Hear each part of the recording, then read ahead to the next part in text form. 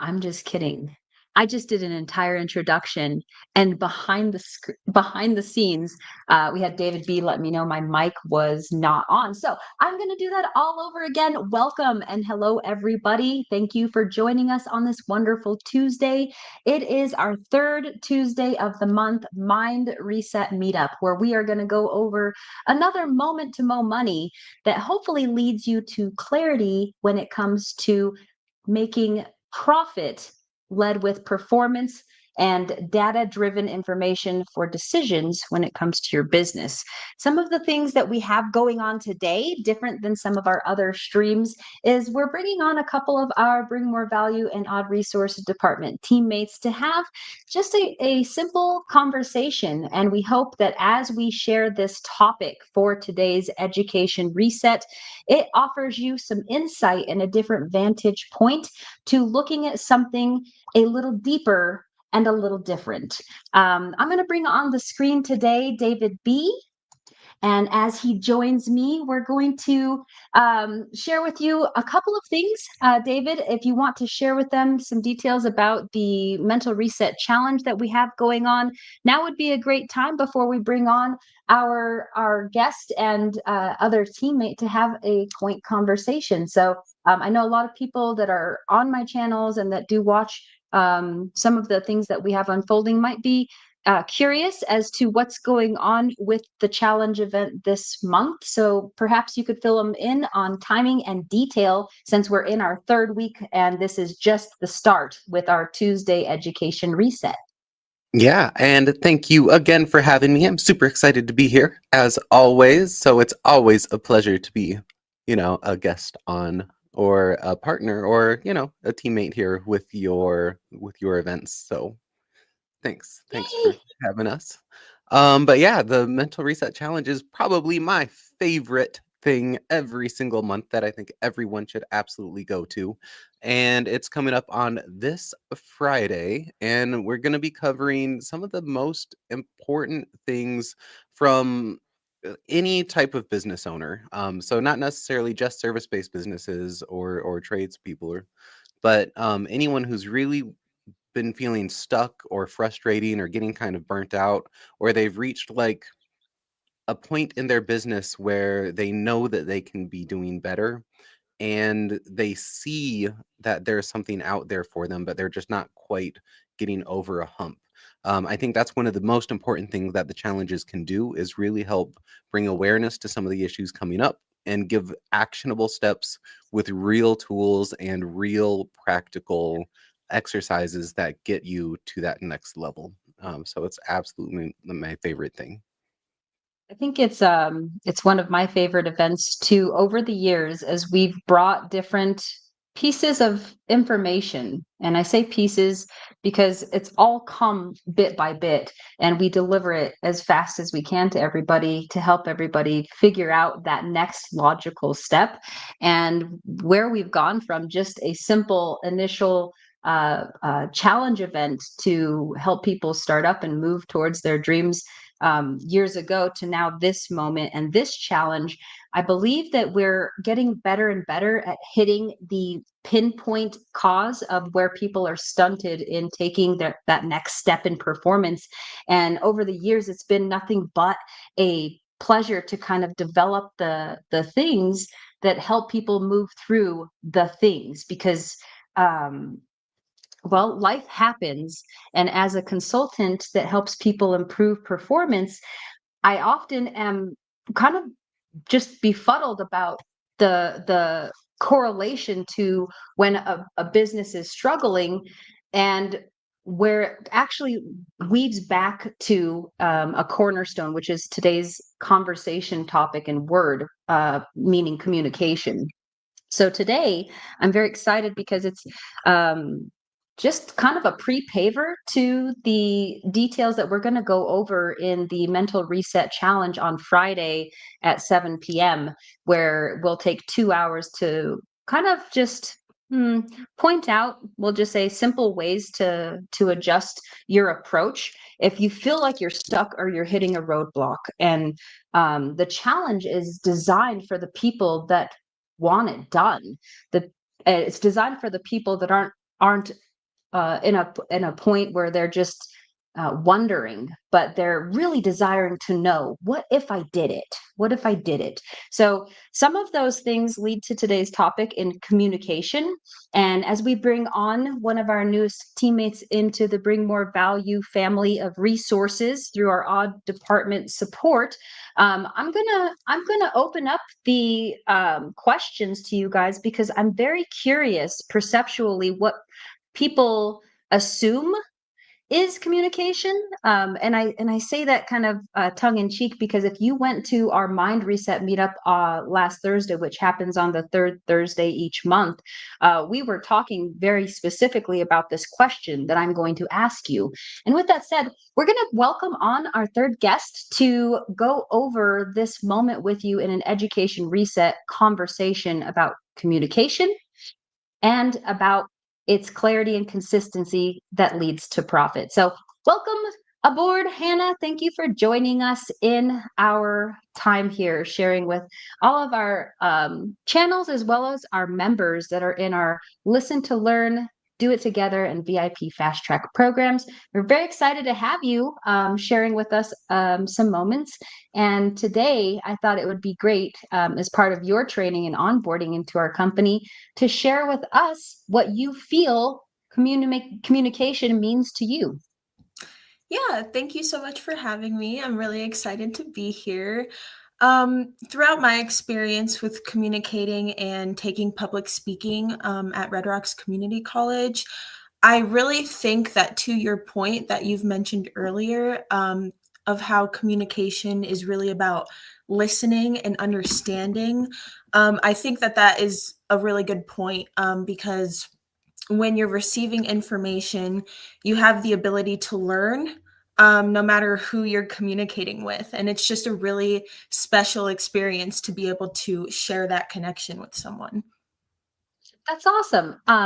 As I'm listening to you kind of glean something more, I'm curious what base you initially, when hearing the word communication, what initially kind of pops out in just your standard response for what most people think communication is. Um, I think most people think communication is really just a form of sharing ideas, but it really opens up the opportunity to be so much more than that. And people, once you have that realization and understanding, you have an opportunity to experience something so much more, which is a great thing. Can you share with me maybe a time that communication in that way um, was pivotal in your journey, somewhere that it was applicable, an example? Yeah, I think that in my public speaking class specifically, being in a room full of students who are trying to overcome something that I think we all have a common experience with, of fear in terms of speaking to a large group of people, and being able to have that common understanding with each other and sit and listen and be attentive to the information that they're providing us, allowed us to almost build a connection and a community through understanding and listening to each other. And I think everybody wants to be heard fundamentally. And once we offer that opportunity, it just forms so many great connections. You're able to educate people and you're able to learn. And it really is just such a nice experience. I like that. I like that.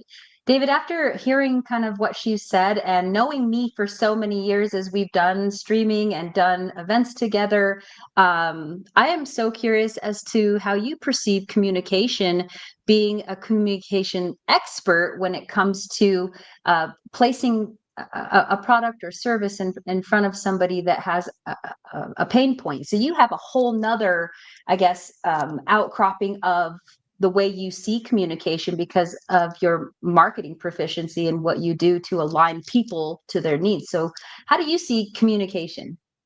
Yeah, I think the biggest thing, the difference where communication comes differently in marketing is like general interaction.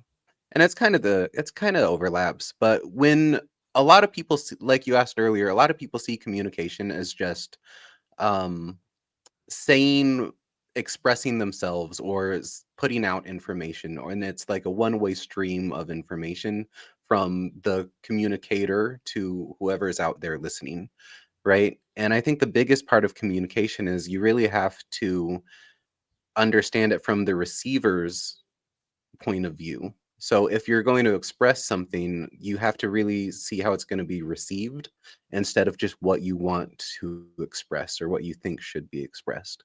And that's the biggest thing in marketing, is being able to understand what your ideal client's needs are, what your customers' needs are, and talk to their mindset instead of maybe what you think your value is. And I think that's one of the big differences on there. I like that.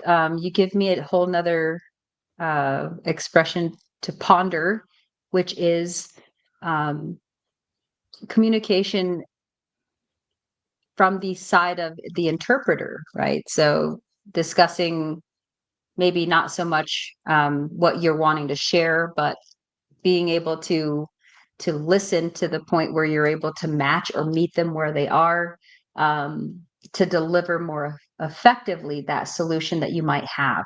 I see a lot of people have a misalignment in their volume of solution across the table, and they didn't wait for that veil of permission that is a simple communication indicator. So yeah, no, that's very helpful to kind of look at. And as we're chatting about this, it's all to me a bigger area of focus.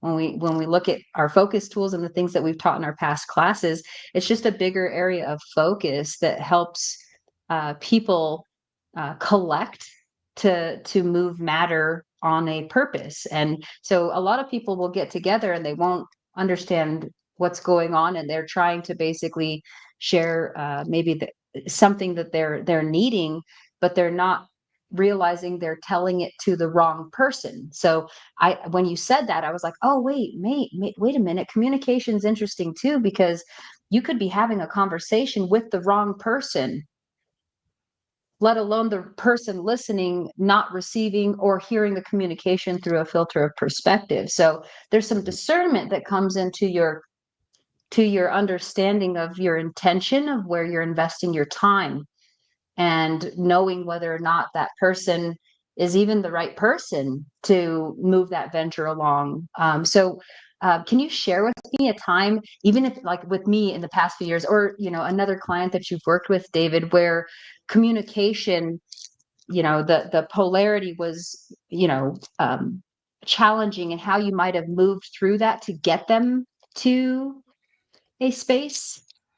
I would say like one of probably the biggest places it is expressed, like poor communication, is especially when it comes to network marketers, where like someone joins a network marketing company, they get really excited about their product or service, and then what they're told to do is go tell it to everyone.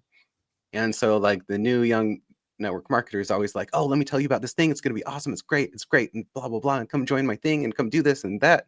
And it's like and it causes an immediate turn off, because they're always just pushing and pushing, and they're excited about it, which is great, but the person receiving it probably has a um a preconceived notion about what network marketing is, and a negative connotation to that. Maybe they have no need for the product, or they don't want to join the new network marketers, like, come join my team, it's going to be great, and they have no interest in that, right? So I think that's one of the biggest ones where it the art of communication is completely lost. Whether it's the best service in the world, they are notoriously bad at expressing it in a good way. But what Yeah, about you guys? I suppose so. What's I a was going to say, place Hannah, where you guys have seen how has negative? that affected you? Yeah. Like, how have you received somebody in that exchange where you're like, this isn't even for me, and how are you communicating that it isn't for you? Right? There's that. Where do we draw this line of like, this isn't for me? How do I communicate that? Or have you not? Have you just sat there through a timeshare thing and known that it wasn't for you, but you were, so share with us. I wouldn't say that it's necessarily I've had an experience with somebody, I guess, talking at me per se, but I will say I had an instance last week in my speech and debate club where our club president, we were having some disagreements with the group. And I guess the way that the structure of the clubs weren't really productive. And so me and a couple of my other members brought this issue up to the club president, and she ended up getting a little bit defensive. And I think that's a really big part of communication as well, is handling hostile environments appropriately. Because you never want to make somebody feel like they're the problem, right? The problem needs to be addressed, not necessarily the person. So just being in that environment for me was kind of interesting, because when she felt attacked, almost, you have to be able to approach it in a way where it's not hostile. So I think that being able to communicate that she's not necessarily the problem and help redirect her mindset and how she's receiving the information ended up helping all of us overcome that particular issue within the group. I really like that you landed on that, because it very much is a similar expression that we get when we're dealing with clients and them building teams and their ability to effectively communicate, which is what we're talking about here today. A lot of times I find that communication, and this is stemming off of last week's mastermind group, where we specifically were talking about something that we had learned from a past time of bad communication or past time of effective communication. And what I found in the examples from last week's mindset group was that oftentimes people have a lot of things going on in their life, and it basically kind of like a sponge will fill it up to the capacity of 80-90%, and by the time they get to a place in space, they don't really have a lot more to receive before they need to kind of express out. And so that's kind of where listening to people where they are, if somebody gets upset and they don't have the ability to have a calm conversation, it's okay to remove yourself and not have to justify or explain it.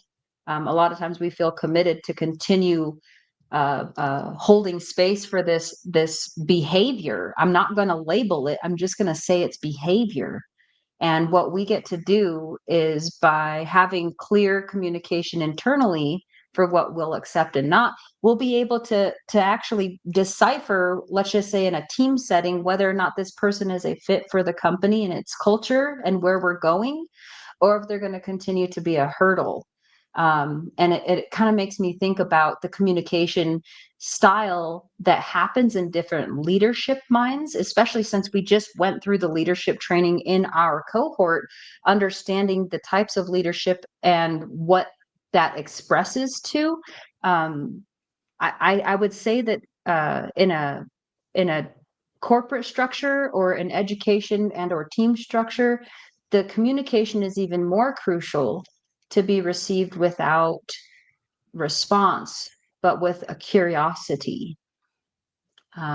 So how is your take on that, David, when working in team settings? And I say that tongue in cheek because I know, where you and I came into play together was very much just, you were I think it was before you wrote your book or right in that time, but you had the energy about you was very just frustrated about people and just how they treat people and just the audacity of people and the way they talk to people, and just, are we not present? Are we not hearing? So what are your thoughts? No, and I think exactly what Hannah was saying, but from the other aspect of the teacher or the president, you said, was that like a lot of times people will see anything slightly critical as straight criticism to them and get really, really defensive. Mhm. And then when they're a little bit defensive, then they end up being on the attack and like coming back. And so that's one of the things where, especially in the marketing world, if you're presenting a solution, um, and this is kind of off a little bit away from what you said, but when you're presenting a solution to someone who's not ready to admit that they have a problem, that's another time that they will feel very attacked and get very defensive, and then they will like shut off to the solution that you might offer, even though it's the best solution in the world. But you're like, hey, Yeah. this is a problem. um and they're like, this isn't a problem, I'm totally fine, blah blah blah blah blah, right? It happens all the time. Or like, how dare you criticize how I decided to run this group, like I put a lot of work into this, how dare you say it's wrong? Like to me, that's one of the most frustrating and most toxic things that's happening, and it's actually even more widespread now than it's ever been, Mhm. where any type of criticism towards anything is met with severe pushback and like defensiveness. And I so, find that labeling happens right away in that um, ego that pops out, a little mhm, bit, and they're all quick ego. to label. Yeah. And I think that's one of the biggest parts of really healthy communication is taking your ego out of it, right? So empathizing, having empathy to understand how the person is going to receive it, and having enough separation of your own ego to hear it without, that defense. I Um, really like where you're going with this. I think when it comes to interpersonal communication, it's really important to be able to decipher emotional, right, dictation of a conversation and logical dictation of a conversation. And when you have the ability to objectively look at both sides and be able to understand the receiver's perspective, then it opens up so much opportunity to be able to communicate effectively, whether the topic is critical or conversational. Absolutely. Agreed. Yeah. I think that it's like a tail to that. The outcome of a conversation, I think I mentioned that to you before, Hannah. The outcome of a conversation is best expressed at first, and this way people can defang their assumptions as things unfold. Because if let's just say we're having a team building challenge and we're having an alignment issue, if you know that the very first thing that we're going to talk about is how much uh, we are doing our best to help you succeed or do these things, and the goal of this conversation is to continue doing that, to continue seeing success out of you. And because of that, we want to talk about these other things where we might need a polish or might need to help you more. People tend to react more with like, okay, so like this isn't the bad conversation, this is just a conversation. Okay. And now they can just like calm down and actually hear the feedback versus think, oh my God, like I just crashed my fourth company vehicle. This is ending bad. This is really no, no, no. We just need to let you know. Uh, we need you to go to, in order to stay on the insurance, you have to go to a driver's ed class and then stay at, you're not allowed to drive at night on our pole. Like little things like that. If we could just, it would stop the things that expand things based on non-factual and or assumptions. That was a conversation topic we had last week at the mindset read up was assumptions. And one of the members there stated that he doesn't ever assume. And I looked at him and I said, all I do is assume. What is assume? Very much like communication, depending on how you're looking at it, it's different. I look at communication as interpretation. I actually think about communication from the interpretive factor versus from the, I guess, expressive factor. So if my goal to communicate with you is to interpret you versus express to you, I'm going to handle that conversation in a different frame. Same thing with the assumption. A lot of people make an assumption about the word assumption. And, if we look at that word, I'm curious. What do you think the word assumption means, David? I think it's filling in the details based on your own worldview and experience, which is Okay. definitely almost always not the same worldview and experience of someone else. Okay. How about you, Hannah? What do you think? What do you think it means? Yeah, I'd like to aside with that. I think that everybody has different experiences in life, and it really shapes how they view the world and how they receive information. So when they don't have all the information, they just fill it in automatically. I like that. I suppose that could kind of fill in a little bit of my canvas in terms of how I use assumption. There's the assumption that everybody perceives, which is to fill in those gaps and do that. But if I take that and I reverse the polarity from looking outward to an inward, and I face that inside, and I'm assumptive internally, I actually am in a more of a stance to assume the future of my imagination. So as my imaginative, expressive curiosity gap is filled by my mental screen, that allows me to internally assume the position and take the role and the stance. And my assumption to it creates the bend in time to it. So, so depending on how you look at it, in application to myself, it's a very forward and progressive concept to assume the position of your future, to literally wear it every single day, to breathe it every single moment, to be as you are then but now. That is an actual practice that you can move towards in a state of being. And communication is that neutral plane that helps people port between to and fro the state of their beingness. So, now we're talking about a little bit of stuff that we went over in our mental reset challenge part 1 in April, but all of this has a one thread that makes the entire woven blanket, right? So when we look at communication, to me, it's a concept of understanding, not to alter the way they're looking at what you're talking about to be what to be in your own view, but also just it's more so just communication to open the view. So if we can know that, my goal is to open the view. And oh God, this has been such a hard lesson for me over the past 5 and 10 years, because I am one hard-headed and or driven individual, and it's taken a lot of calm and quieting for me to actually listen to my team, to even listen to my team and take direction, as you guys come to me and share your own creative solutions. So I think communication and its value is in the silence, in the words unspoken. And Pat Scott, in our group last week, we were talking about the most powerful aspect of communication. What do you guys think the most powerful form of communication is? What is the most powerful form of communication? Ask that Yeah. in a different way.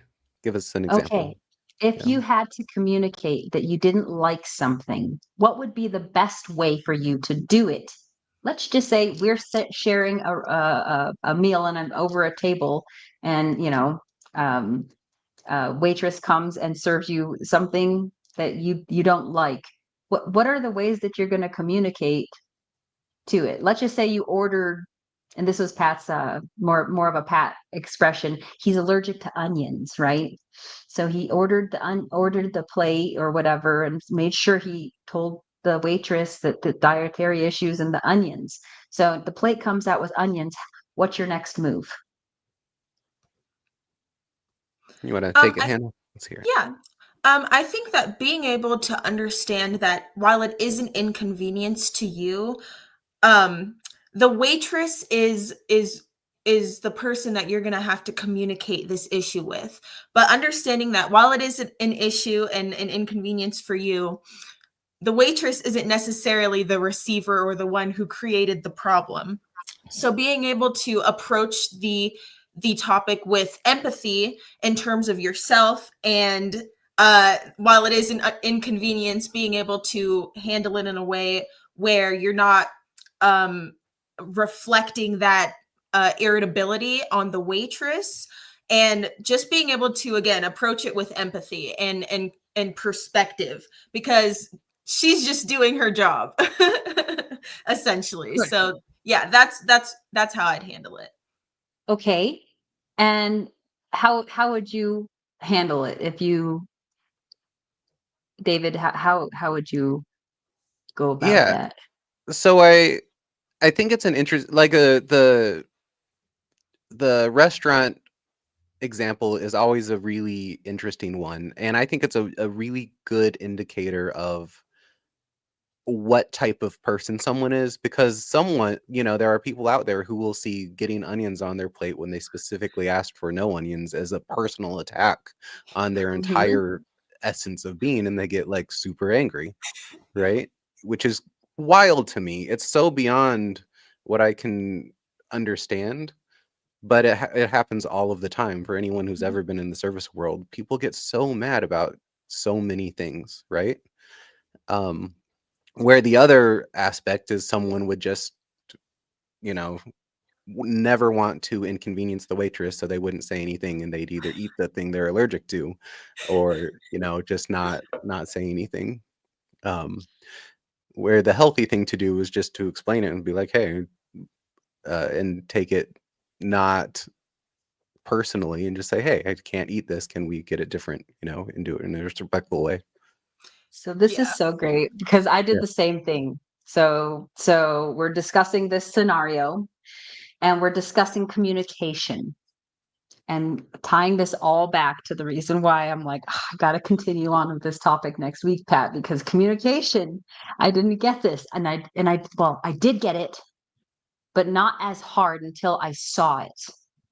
And because I've lived this example that I'm going to share with you guys, this is even better. Communication, often people think is an expression and uses vocal cords. But if we are aware of the multiple ways that have stronger expressions than words, that's where I was going in terms of like, okay, um, man, the example was very interesting. So sitting there at the table, all of a sudden you get this plate full of onions, and you told her not more than 20 minutes earlier that you have anaphylactic shock, and you guys, you're gonna die if you even smell an onion, and you guys laugh about it and things like that.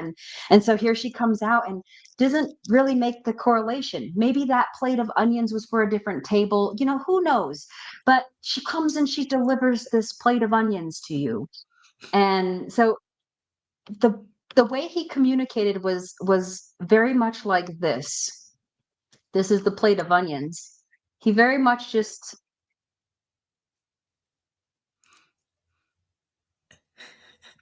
it was a smirk and a look at onions and a look at her, and she immediately knew. And it was a connection and a communication point that was built through laughter from a previous time that they were recalling. So he did it by way of a simple glance with a simple change of his facial expression and a simple gesture with his body. Kind of the one TikTok guy that's always like looking at stuff, Copy. Yeah. very much like that. And so I was like, dang, Pat, man, communication. I gotta shut up. I gotta quiet. And the fun part about me, you guys all know this as you are in Zooms and meet me and hang out with me. I'm very expressive. Like, I've been told by my clients in the middle of a consult, they'll stop me and they'll be like, Amanda, I am so sorry. I can't hear you because your eyebrows have their own language. And I'm like, oh, okay. Well, um, so I've had to learn to use less words. David B, you and I have talked so many times. I went from putting content out, Hannah, at levels of this in terms of my etiquette and the way the all the things. And then last year, I think we got it down to like, 12 to 15 years is where we're target. And then this year, David B comes to me, he's like, okay, so new target is 8 to 12. And I'm like, I can't. Yeah, So and I use pop-up books and coloring, and that's where my brain went. And I'm like, okay, I think my next expression for cohort number 6 is everybody's going to get a little storybook that's a pop-up for each. Like, that's where it's going. Visual. I don't know. Correct me if I'm yeah. wrong.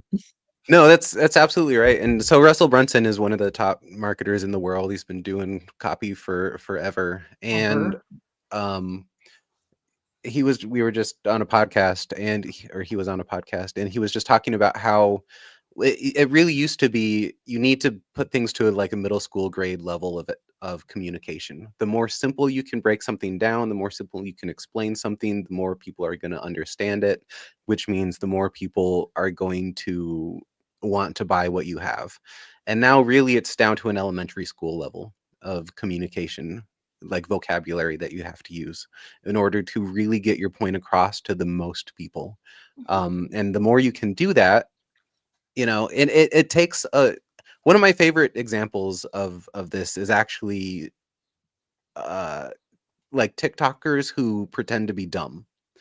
And so they make a base like a whole brand off just not understanding things. And it takes you have to be so smart to understand something at a certain level and then also make fun of it and then also pretend you don't understand it and do that consistently across like multiple subjects. And so while it sounds ridiculous to have to be able to explain something at a 5th grade level of education, it takes a lot more intelligence to be able to break a complex topic down to something very, very elementary. Mm. Yeah. I like that. And as you're saying that, it's causing me to want to put up a visual for people in a Mhm. way where they might be able to get that at a deeper level. So Yeah. we had initially this all about communication, and there was a very specific reason why I've popped in and out this very simple icon. A lot of times, communication is shape based versus word based. And so, what you're talking about is this reversion back to a hieroglyph and or a picture versus fully saying, hey everybody, come over to the education reset to learn about effective communication. And boy, doesn't that just like in itself make you have a brain aneurysm trying to decipher Mhm. all of these words to say the same thing that we said here.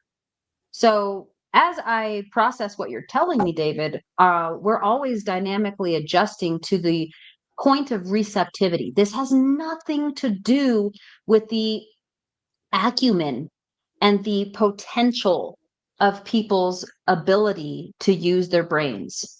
This is basically getting. I look at it as a information age to try to communicate things in a faster expression. And because I have severe, ridiculous dyslexia, I have a really hard time reading. I'm, surprised I speak this well, but it's because I am overcompensating for the fact that I can't read, that I speak like this. So it's kind of all tied together. And as a child, um, emblems, icons, those types of things. And we go over that deeply in our marketing coursework when we're deep diving into the color wheel of emotions that tie to the like truth of that symbol's feeling. Has nothing to do with what it looks like, but the feeling has a hue. That's what I call the hue of human expression. So as we're looking at communication, it's such a wonderful misinterpreted word, being that it's communication, oddly enough. But there's so many methods. And when Pat was able, and he's done that so many times, and he, in a different example with Pat and I, we were out having brunch one morning, and I am a hyper vigilant person. I'm always observing and watching my people to make sure I can support them before they even reach for the thing. So he had his water glass out there, and the waitress had been over, just too many tables. It's fine. And his water glass was going down and down. And we're having and I'm just watching little things, and I find there's no water left. And I can see that he's needing water. So I just get up and I walk behind the little thingy and I grab the water pitcher and I walk it over the table and I pour it and I put it back. It's not like I went into the kitchen. I just, went to the little water thingy and poured it and then came back and sat down, and he looked at me, and that was a form of communication because he didn't ask me for it. He didn't even want me to do it. He was actually just kind of like, "Oh, what are you doing?" Like, "Oh, she's going back. Why is she going back there?" So I imagine he's like, "What is she doing? She's gonna go cook the eggs back there. What is she doing?"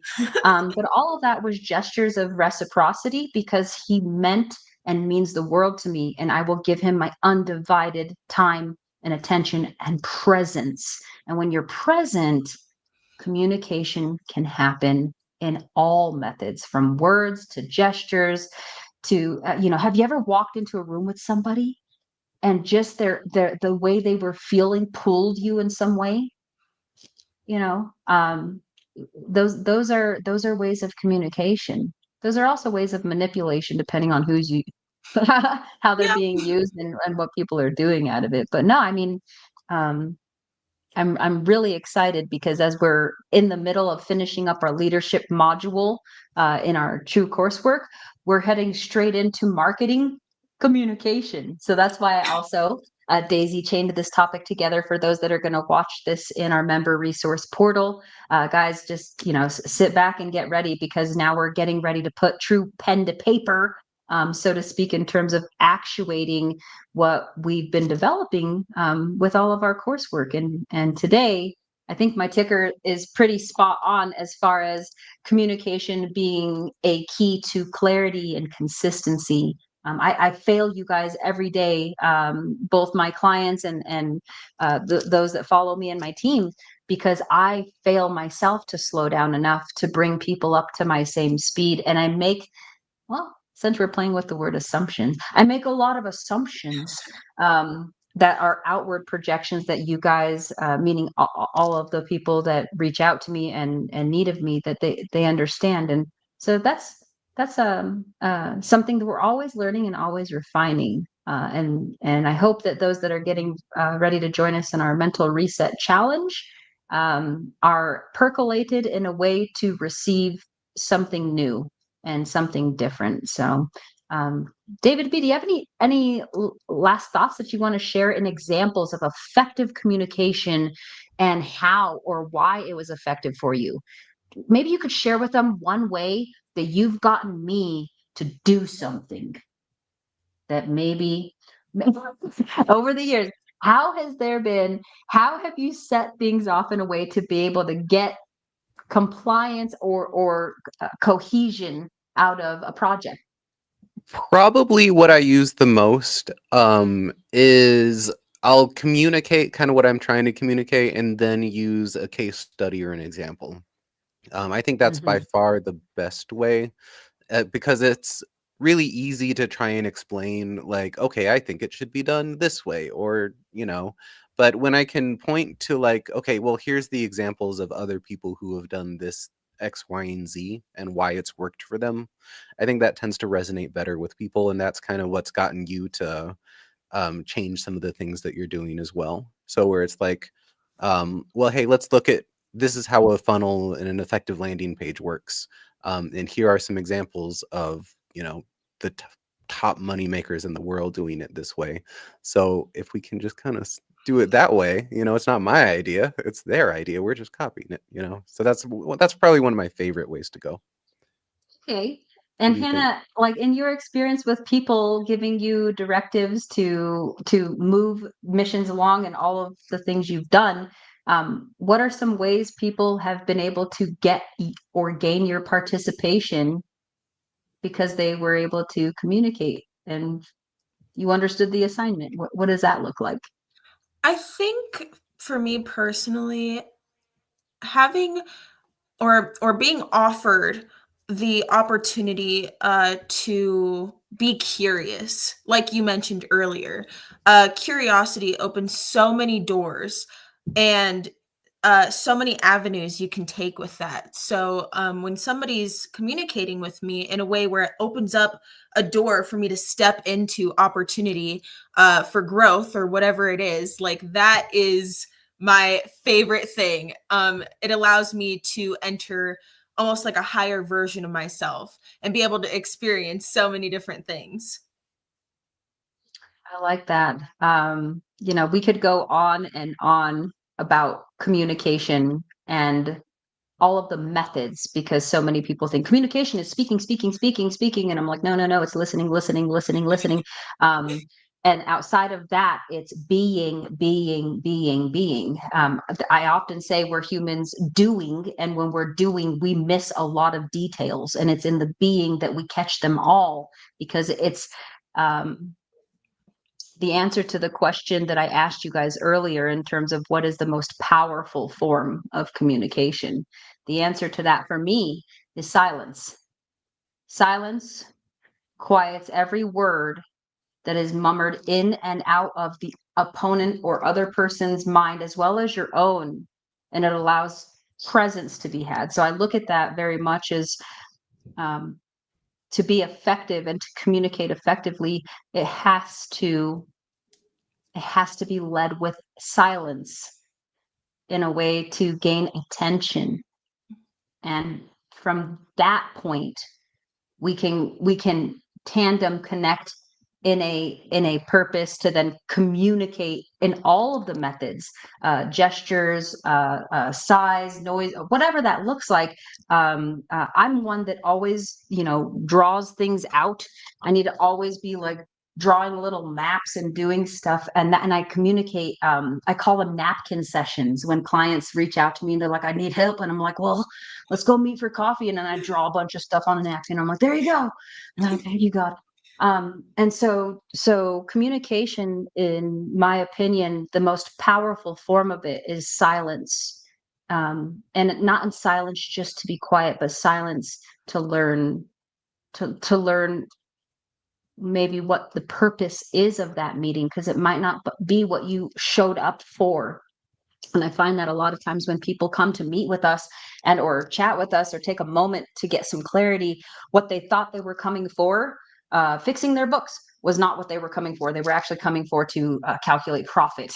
What they were coming for was marketing. No, no, no. What they were actually coming for was strategic alignment into their client vertical and understanding where they were and are they priced correctly. So oftentimes people come in with this itinerary of needs, and I find that my most powerful point in communicating to them is my ability to be quiet long enough to learn what really is causing that hardship or that initial ask in the first place. I think Hannah, I shared with you in some of our client discussions, I often have to tell them, I'm not the one that hurt you. I'm not the one, right?